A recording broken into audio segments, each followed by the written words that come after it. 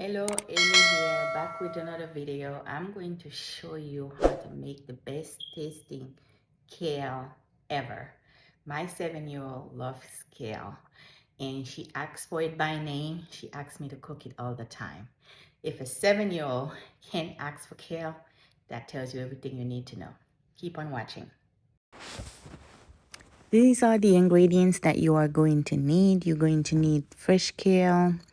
You're going to need onion and green peppers, garlic, water, coconut oil, olive oil. I'll chop off the vegetables here. You can see that I'm chopping off the vegetables and put them away. I season my kale with sea salt, black pepper, and Creole seasoning. Of course, you have to wash the kale and make sure it's clean.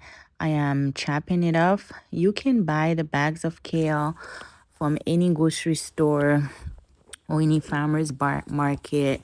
If they are already chopped for you and pre-washed in a bag, that's great. But these are fresh kale leaves that are not already chopped. The one that comes already chopped, they comes in a bag. But this is the leaves themselves. Either one is fine. I like this because it's fresh. So make sure you wash it really clean. And after I wash it really clean, I put it aside. And I'm using this to crush fresh garlic. If you don't have any fresh garlic on hand, you can use minced garlic. But I want this recipe to taste as fresh as possible. This is why I opted to use fresh garlics, but that is optional. And if you want it to taste fresh and better, I would go with fresh garlic. So right now I'm in the kitchen. I'm using olive oil and make sure my pan is hot. I added the oil and now I'm adding the fresh garlic that I just crushed earlier. And I'm using this tool that was custom made for me from Haiti. It's called Pilon. You can fresh your spices, fresh herbs. You can use it to crush garlics, crush anything you want really. So that's that. So now I'm adding the other vegetables, which is onions, green onions, bell peppers. I choose green bell pepper because I'm cooking greens, but if you don't have green, you have yellow or the red one is fine as well. I also put some parsley. I let it cover for about 5 minutes on a low heat. I don't want to burn them, so I just uncover them. Near here I'm showing you how it looks. The heat is still low. I am adding the kale now. Remember, the kale has to be washed and cleaned prior and drain the water out. So I'm putting the kale in the same pot that I sauteed the vegetable. I did not remove the vegetable. The kale needs to be cooked with the vegetable and the garlic.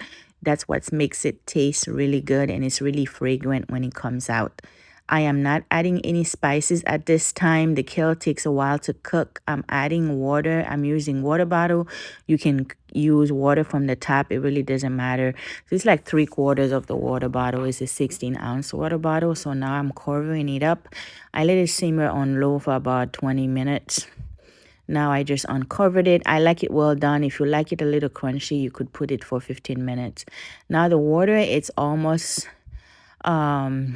about halfway done right now. It's not all the way done.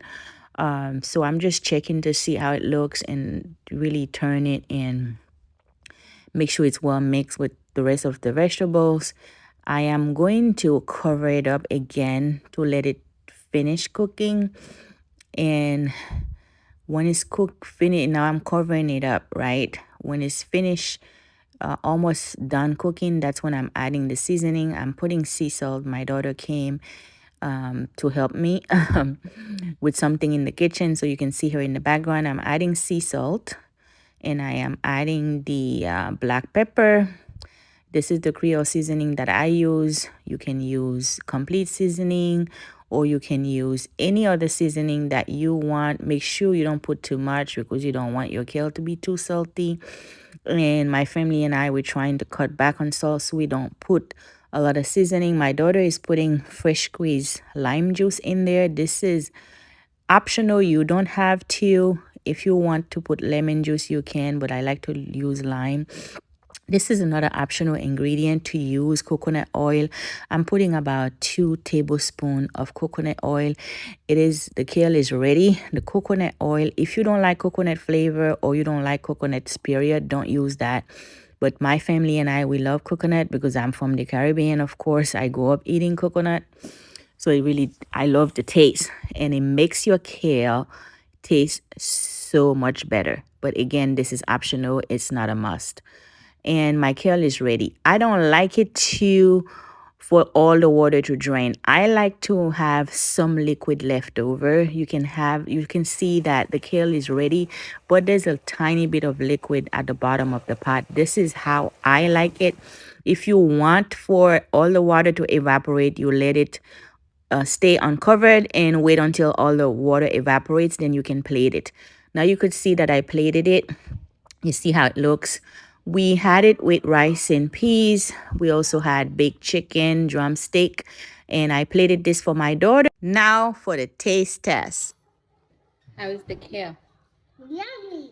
Try it. Let me see. It's not too hot. How does it taste? Just the way you like it, huh?